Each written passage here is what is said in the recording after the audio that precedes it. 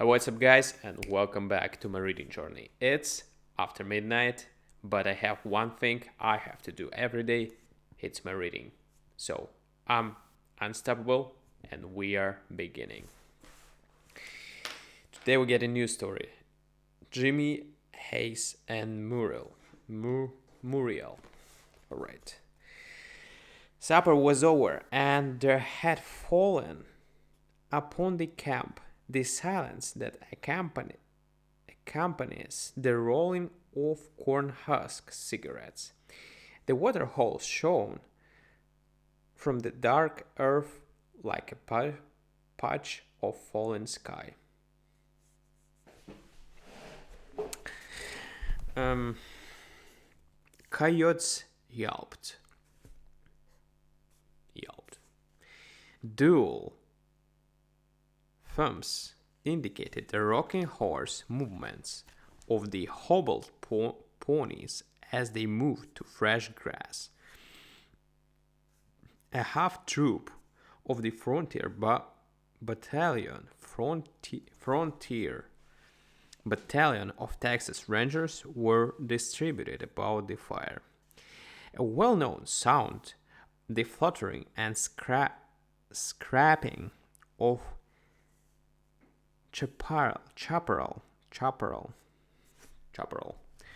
against wooden stirrups came from the thick brush above the camp. The rangers listened cautiously. They heard a loud and cheerful voice call out reassuringly. Brace up, Muriel, old gal. We're almost there now. Been a long ride for you, ain't it? Yeah, old antediluvian. Antediluvian. Old antediluvian. Such a wonderful word, right? Handful of animated carpet tasks. Hey, now, quit trying to kiss me. Don't hold on my neck so tight. This hairpin horse ain't any too sure-footed. Let me tell ya. He's liable to dump us for both off if we don't watch out.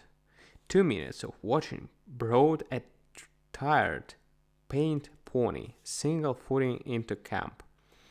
A gangling youth of 20 lolled in the saddle of the Muriel whom he had been addressing.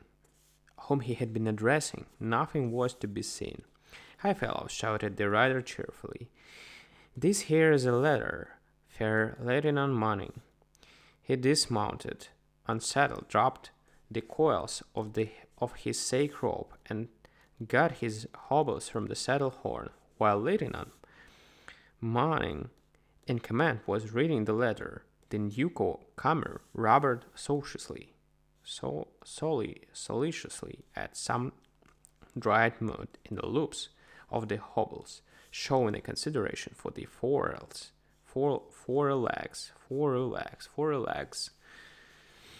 of his mount. "Boys," said the lieutenant, waving his hand to the rangers, "this is Mr. James Hayes.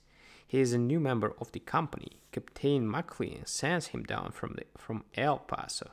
The boys will see that you have some supper, Hayes, as soon as you get your pony hobbled." The recruit was received cordially by the rangers. Still, they observed him shrewdly, and with suspended judgment. Picking a comrade on the border is done with 10 times the care and the discretion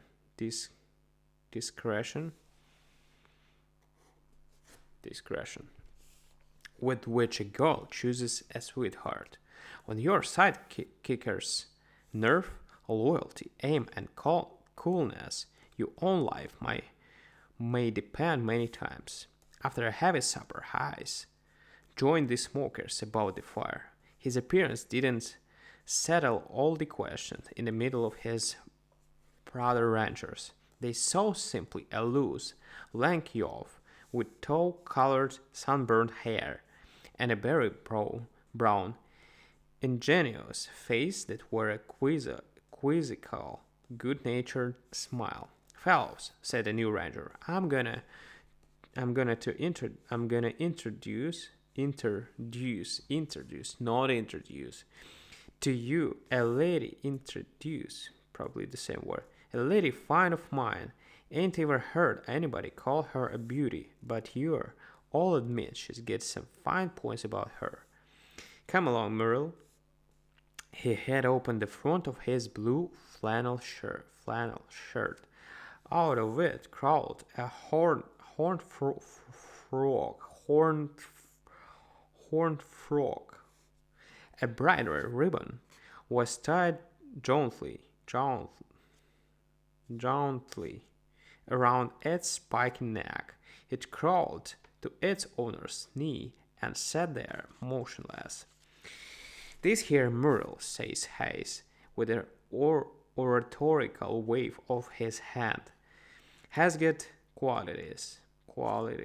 She never talks back. She always stays at home, and she's satisfied with one red dress every day, and Sunday too."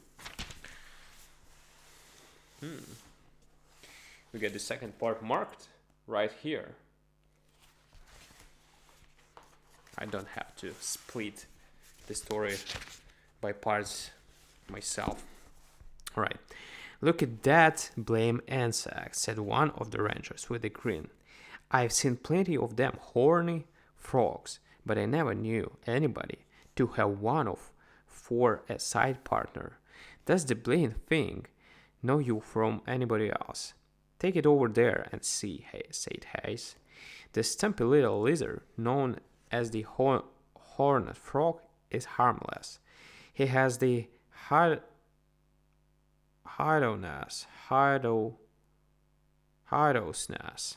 hideousness of the prehistoric monsters whose reduced this descendant he is, but he is gentler than the dove." The ranger took Muriel from Hayes' knee and went back to his seat on a roll of blankets. The captive twisted and clawed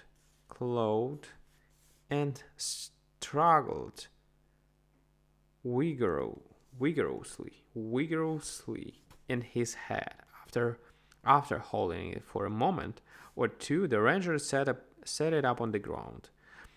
Awkwardly, but swiftly, the frog worked its four oddly moving legs until it stopped close by Hayes' foot.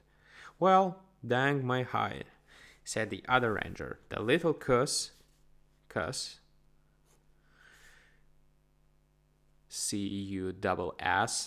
knows you. Never thought them insects had that much sense." Alright, guys, thank you for joining me today. I'm gonna do some other stuff, and we are